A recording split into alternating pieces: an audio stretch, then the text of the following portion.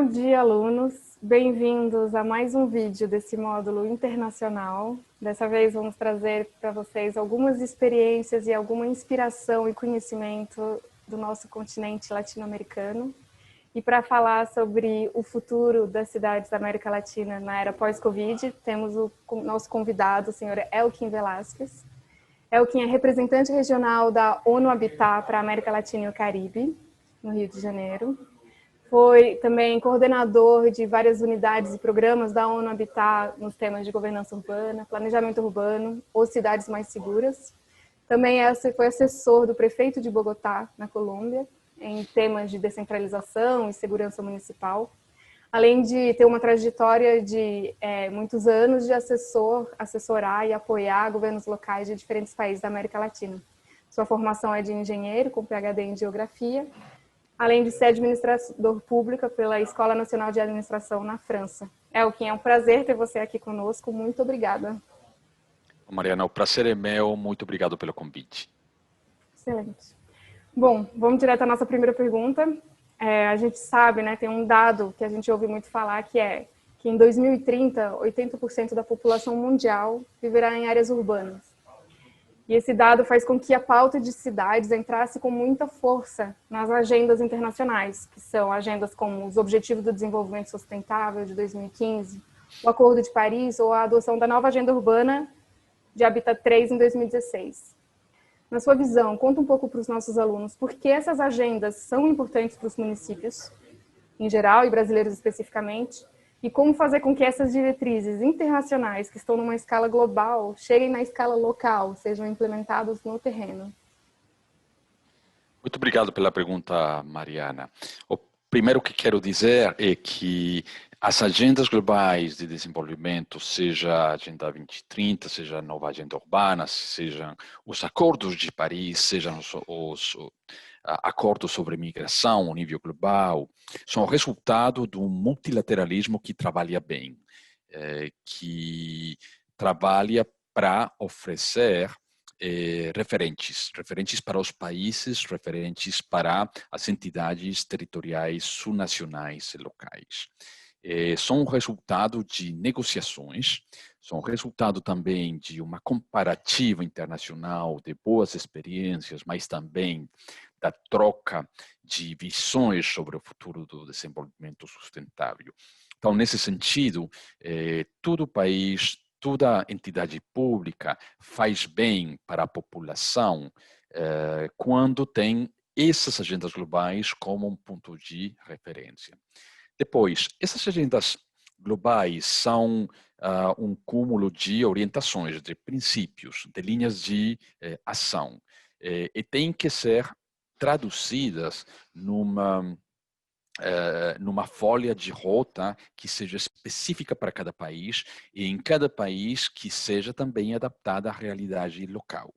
Então, esse é o meu ponto número 3, é aí que é de toda a importância, da maior importância, dar um jeito a tudo que é a localização das agendas globais.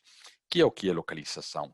É tentar de identificar, analisar quais dos objetivos, quais dos indicadores, quais das ações que formam parte dessas agendas globais têm a possibilidade de agregar valor na ação local, na ação transformadora, na ação que pode ter um impacto concreto para as comunidades. E aí, um bom reflexo para toda a administração local é de ter as agendas globais como referente, e não só isso, mas utilizar toda a caixa de ferramentas que tem sido desenvolvido ao nível global, com a possibilidade de dar uma olhada para tudo que outros países, outras entidades estão fazendo, e também utilizar todo esse material para ajudar a construir uma coesão na ação da entidade municipal, da entidade local, em benefício das comunidades, em benefício da população. Excelente. é o que eu queria trazer agora, o tema um pouco para o nosso contexto atual, né, que é tão atípico de crise da Covid. Na sua visão, o que a pandemia trouxe de mudanças, de desafios e oportunidades para o futuro das cidades na América Latina? E quais desafios você acha que devem ser endereçados em prioridade pelos futuros prefeitos? Então, o primeiro é que a pandemia, que é uma crise multidimensional, o que está demonstrando é que as assimetrias, os problemas, vamos falar assim, as doenças socioeconômicas que a gente já tinha, estão influenciando muito o impacto negativo da doença, da Covid-19. Porém, por isso é que a gente está assistindo a uma situação onde as comunidades mais vulneráveis são, ao mesmo tempo, as que estão recebendo o impacto negativo maior da Covid. Então, essa situação está nos lembrando que a gente tinha problemas estruturais que continuam sendo problemas prioritários para encontrar, para achar uma solução. Esse é um primeiro tema. Quais são as áreas de análise, as áreas de interesse para desenvolvimento futuro de ações que vão ajudar as instituições públicas a lidar com a doença e com o impacto multidimensional da doença? Primeiro é modelo de desenvolvimento econômico, o modelo de vida econômica na cidade. A gente tem que definitivamente integrar uma nova forma de consumir, uma nova forma de produzir, uma nova forma de morar na cidade. Essa é uma implicação que tem a ver com o modelo e os processos de planejamento urbano, planejamento ao nível mesmo do bairro. O segundo ponto é que a gente está esperando um impacto, está esperando ainda um impacto maior, está tendo um impacto negativo grande, está esperando um impacto maior do ponto de vista da pobreza, do ponto de vista da desigualdade, do ponto de vista também do desenvolvimento econômico, do crescimento econômico. Estamos esperando, torcendo para uma recuperação mais rápida, mas a verdade é que o impacto está sendo muito importante e isso está também nos chamando para reconceber o sistema de política pública orientada à proteção social. A gente tem que revisitar o sistema de política pública de proteção. E aí, por exemplo, do ponto de vista da ONU Habitat, tem dois elementos que são muito importantes, como a gente está olhando, o elemento moradia, habitação. A gente falou muito, fica em casa, mas muitas pessoas nem tinham uma casa. Então, está nos lembrando que a questão do déficit habitacional é uma questão que precisa ser trabalhada ainda de jeito muito mais importante e forte na região. A outra questão, além das questões econômicas e sociais, tem a ver com a governança local. A gente, para a América Latina toda, também está promovendo a coordenação interinstitucional como um elemento maior. É normal, diferenças nas visões sobre os problemas entre os diferentes atores institucionais, o que a comunidade, o que a sociedade toda espera dos responsáveis institucionais é também a madurez de achar formas de convergência, formas de harmonização, não só de uma visão, mas também de uma forma de ação de intervenção. Atenção, isso não quer dizer que não vai ter diferenças vai ter, sempre. Mas na frente de um problema tão importante como esse, é muito importante responder a essa expectativa da sociedade de uma ação coordenada do Estado. Quais são as áreas institucionais que precisariam reforma é uma das questões que a gente tem que responder para frente. Reforma ao nível nacional, reforma ao nível estadual, subnacional, reforma ao nível local. Então, a pandemia vem como também uma série de implicâncias multidimensionais que vão dar a possibilidade também de uma ação pública renovada para frente na perspectiva econômica, na perspectiva social, na perspectiva institucional. Perfeito.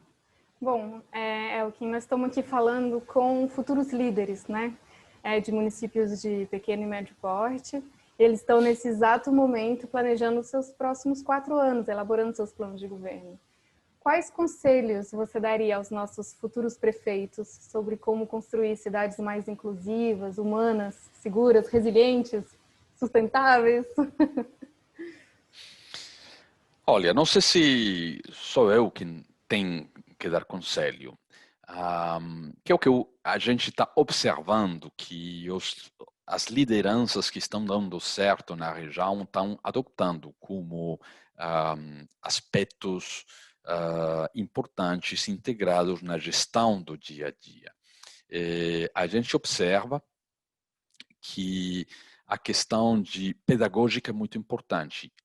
A forma de comunicação entre a liderança e a sociedade é fundamental.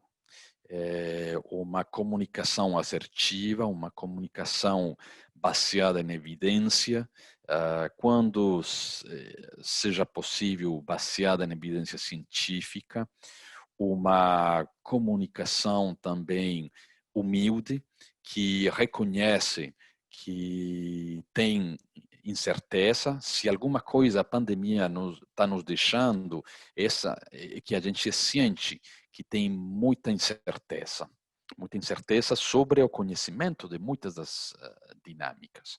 Então, a gente está observando uma linha de comunicação pedagógica que dá conta, em muitos locais, de uma maior construção de confiança entre as instituições e a sociedade. Esse é um ponto importante. O segundo ponto é uma perspectiva de integração. Mais fácil dizer do que fazer. Integração interinstitucional. Os problemas, o problema de Seu Zé, o problema de Dona Maria nos bairros, são problemas multidimensionais. Não são problemas que têm uma etiqueta, um título, né? Esse é só um problema de habitação, esse é só um problema de segurança. Em termos gerais, a experiência demonstra que os problemas dos cidadãos são multidimensionais. Então, é só preciso uma ação integrada de todos os órgãos de governo. Ter essa possibilidade de construir um esquema de administração baseado na integralidade, na integração, é muito importante. Pode agregar muito valor, pode fazer a diferença entre dar certo e dar errado. É aí que a gente aconselha muito trabalhar essas formas de integração e integralidade na ação pública. Um terceiro elemento que a gente olha está sendo muito importante é escutar muito. Escutar a sociedade, escutar as forças vivas de uma comunidade, de uma sociedade urbana, municipal, é muito, muito importante. Tem a ver com a confiança, tem a ver, evidentemente, com os resultados que vão se conseguindo, mas escutar muito, integrar muito os olhares, as visões da comunidade, as visões da sociedade, e também aceitando a dialética. Uma questão muito importante é aceitar que tem visões diferentes na sociedade, mas numa sociedade hiperconectada como a sociedade do presente, né? Todo mundo tem acesso a Instagram, Twitter, Facebook, tem muita notícia que não é confirmada circulando, né? A gente fala de fake news. Então, entender que o cidadão está exposto a isso eu acho também que a pedagogia é que vai ajudar a construir uma nova forma de escuta, mas também de persuasão, para que os cidadãos tenham a possibilidade de contrastar por eles mesmos tudo que é fake news ou que são notícias que não vão fazer a vida da institucionalidade pública fácil. Eu me lembro trabalhando no Ministério do Interior da Colômbia. Eu lembro uma anedota, uma história simples. Estava falando eu para o ministro: olha, ministro, essa pessoa, esse congressista da oposição está nos criticando muito, está dizendo que o que a gente não está fazendo ainda é fraco. Como a gente faz para controlar essa situação? Ele falou: meu filho, escuta ele vai fazer você melhorar, crescer. Estabelece um diálogo democrático, um diálogo construtivo, e se ele tem uma proposta para fazer que vai ter um impacto na melhoração do que a gente está fazendo, escuta ele. Não importa se ele vem da oposição ou do partido amigo, o importante é escutar todo mundo. Eu acho que isso é muito importante, dar um valor a essas visões que vão, no final, ajudar uma administração, um grupo de funcionários públicos e de lideranças como vocês a dar o melhor, a ter o melhor dos impactos para a sociedade. Excelente. Eu queria continuar um pouco nessa linha agora. Você já deu alguns elementos, mas vamos complementar um pouco. Queria saber, na sua visão, quais são os ingredientes para fazer uma gestão municipal de sucesso? Quais são as características de um bom líder municipal? Você já trouxe bastante a questão da escuta, né, da colaboração. O que mais? Sabe, não tem só uma lista, um blueprint, a gente falaria em inglês. Tem a ver muito também com o contexto. Acho que todas pessoas que vão resultar elegidas têm uma forma específica de liderança. Para mim, o melhor não é um conselho. A melhor apreciação que eu poderia fazer é que cada liderança tem que ser ciente de quais são os elementos que são mais positivos na sua forma de exercer essa liderança. E também ser ciente de onde tem fraquezas, áreas para melhorar, para complementar com o trabalho, a contribuição de um membro da equipe ou de um time específico para esses temas. Então, acho que tem muito a ver com a questão de autoconhecimento. E tudo isso complementado com elementos que a gente já mencionou aqui, como a capacidade de escuta, de pedagogia, a possibilidade de trabalhar de jeito integrado, também de aceitar a dialética. A dialética faz crescer muito. E acho que, além disso, todas são eleitas como uma proposta.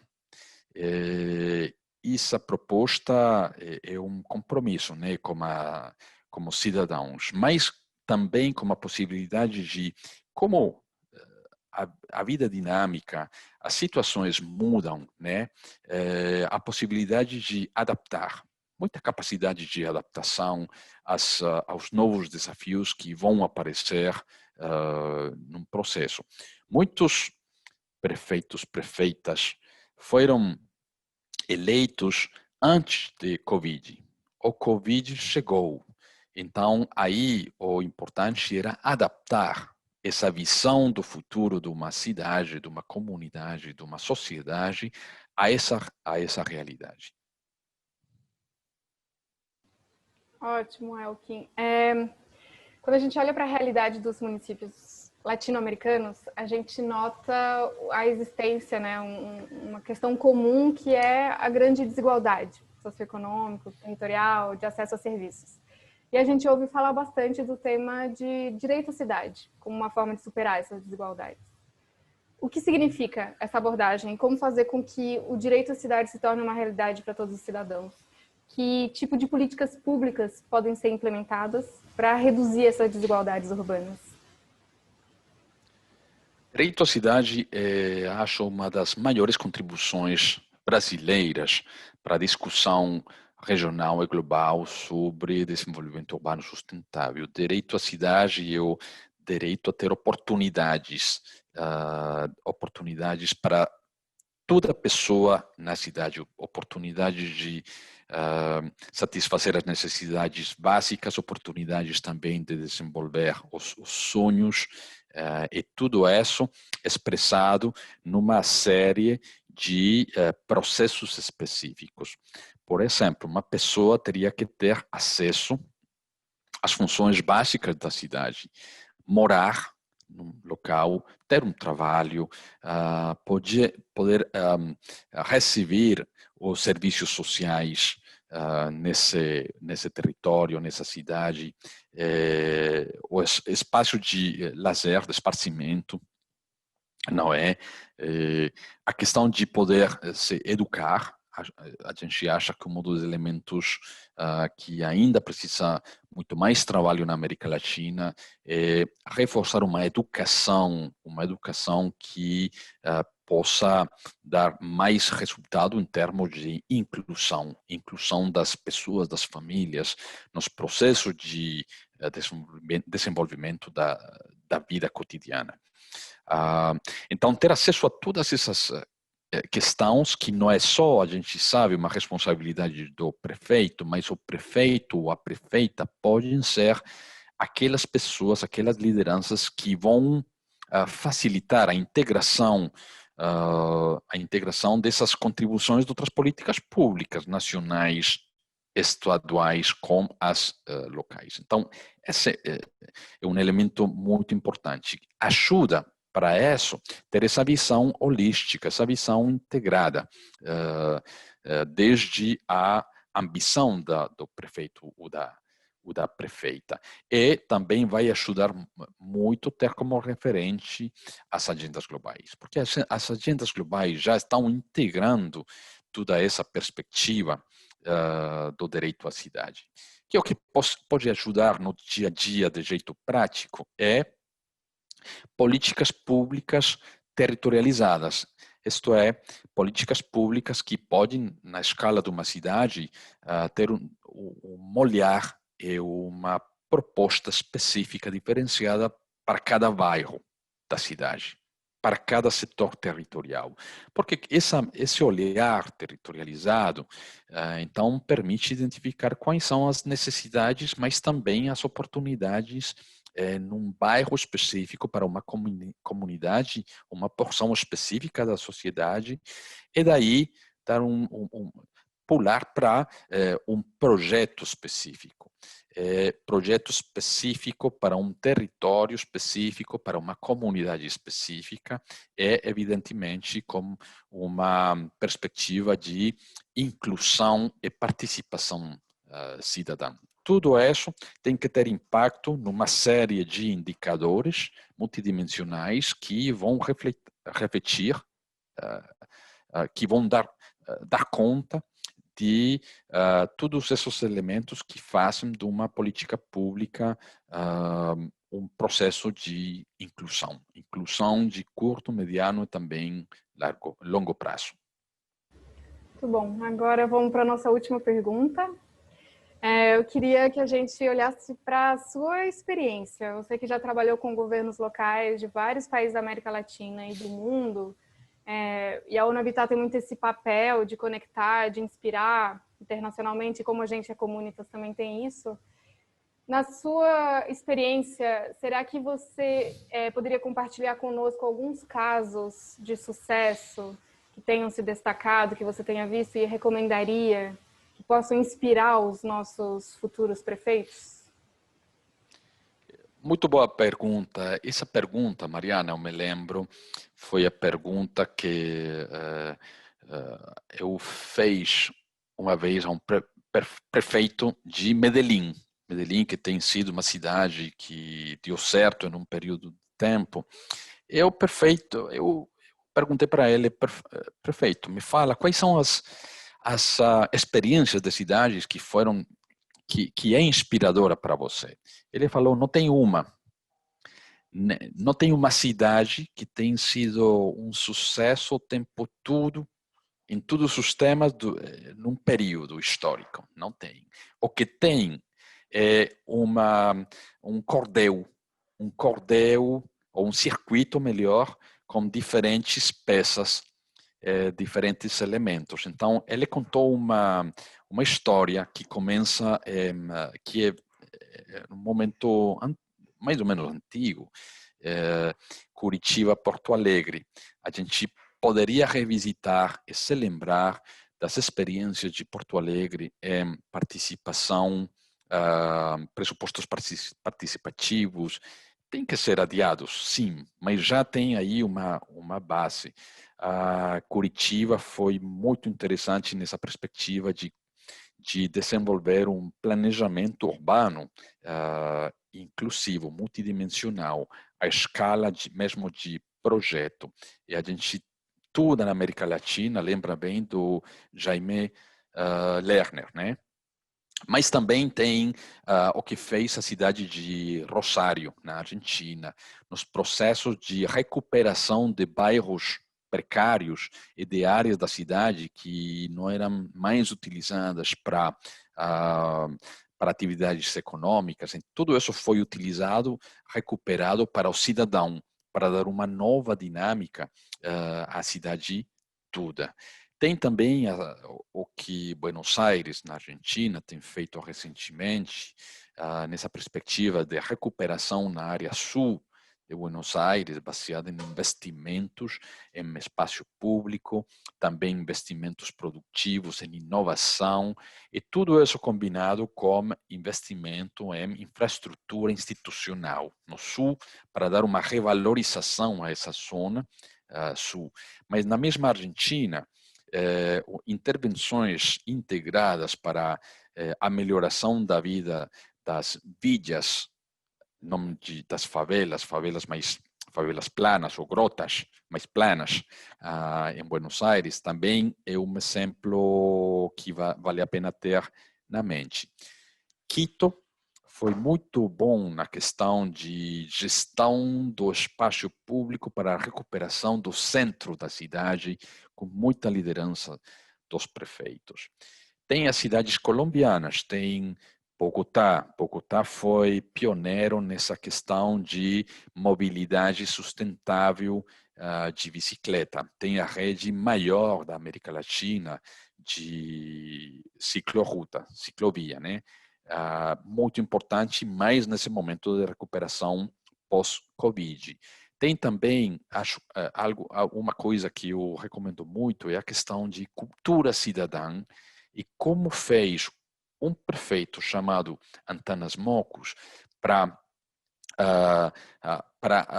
mudar comportamento dos cidadãos na cidade, para internalizar mais a questão de promover os bens coletivos da cidade. Muito importante.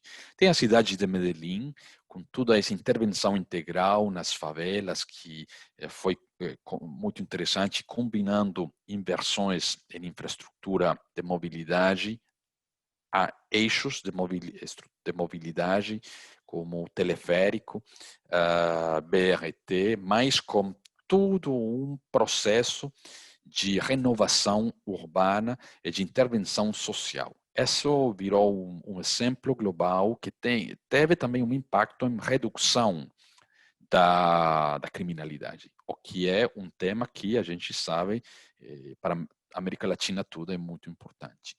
Tem processos muito interessantes no México, por exemplo, na cidade de Zapopan, é na área metropolitana de Guadalajara. E aí é muito interessante, a gente até participou nesse processo de utilização de um sistema de indicadores para medição do impacto das políticas públicas. Então, tem todo um observatório desenvolvido com a ajuda da ONU Habitat para construir política pública basada em evidência. Então, para concluir a história, não tem um exemplo, tem toda uma história de desenvolvimento urbano na América Latina e o Caribe, e ainda eu não consegui falar de todos os bons exemplos que tem em muita cidade, que podem ser inspiradores, e aí a gente fica também aberta para compartilhar no futuro com todas as prefeitas, os prefeitos que vão resultar eleitos, e que a gente vai estar lá para apoiar enquanto seja possível. Excelente, Elkin. Muito obrigada por essa viagem pela América Latina. Foi um prazer ter você aqui conosco. Se quiser deixar, chegamos ao final do vídeo, né, um último recado para os nossos futuros prefeitos. Duas mensagens. A primeira, muito obrigado por me escutarem o meu portunhol. Muito obrigado. Mas o segundo, mais importante, é quem vão ser eleitas, tem uma responsabilidade muito importante. Vocês vão trabalhar na época depois da pandemia. A América Latina tem sofrido um impacto negativo muito importante. A sua liderança positiva vai ser definitiva. Como vocês vão inspirar a comunidade, a sociedade toda, para trabalhar de jeito muito importante nessa recuperação do seu município, do país, da América Latina toda, é essencial. A gente tem confiança que vai dar certo, é que vocês vão dar essa possibilidade de passar esse momento delicado da América Latina toda. A gente, desde as nossas instituições, vai estar lá para tudo que seja possível acompanhar vocês. Muita sorte. Muito obrigada, Elkin. Foi ótimo tê-los aqui conosco. Muito obrigado a você.